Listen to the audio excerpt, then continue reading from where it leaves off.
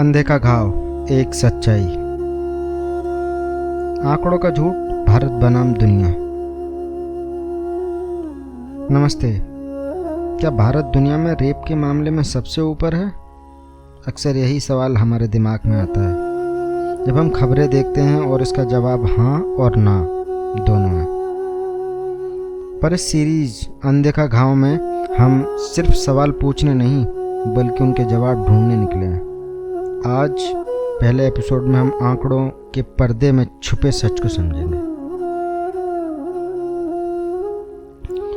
दुनिया भर में बलात्कार एक ऐसा अपराध है जो अंधेरे में ही पनपता है, और इस अंधेरे को समझने के लिए हमें पहले आंकड़ों की भाषा सीखनी होगी। आधिकारिक आंकड़े देखें तो एक हैरान करने वाला तथ्य सामने आता है।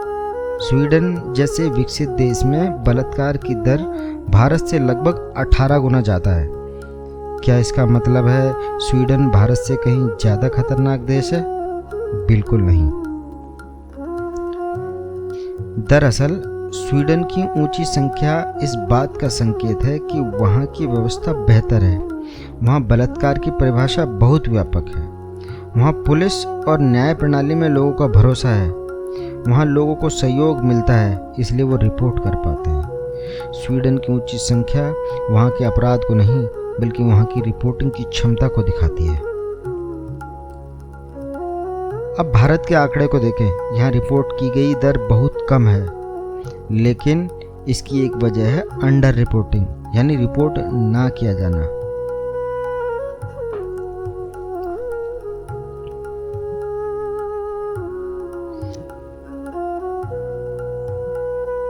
नेशनल क्राइम रिकॉर्ड ब्यूरो के मुताबिक 2022 में भारत में लगभग 32,000 रेप के मामले दर्ज हुए, पर नेशनल फैमिली हेल्थ सर्वे का अनुमान है कि 99% से ज़्यादा सेक्सुअल वायलेंस के केस कभी रिपोर्ट ही नहीं होते। सामाजिक कलंक, पुलिस का बुरा व्यवहार और न्यायिक प्रक्रिया की लंबाई, ये सभी कारण पीड़िताओं को चुप रहने के लिए मजबूर करते हैं।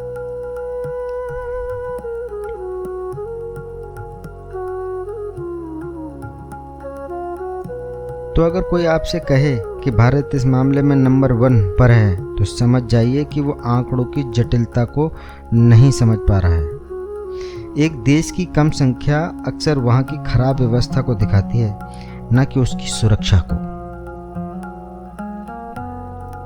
हमारी लड़ाई दुनिया में रैंकिंग पाने की नहीं है। हमारी लड़ाई उस विशाल अंधे के हिस्से से है, उन लाखों आवाज़ों से है जिन्हें दबा दिया गया। हमारा लक्ष्य इस गहरी खाई को पाटना है। तो अगली बार जब आप कोई आंकड़ा देखें तो एक पल को रुक कर सोचिए, क्या यह नंबर सच्चाई बता रहा है या सिस्टम के फेलियर को छुपा रहा है।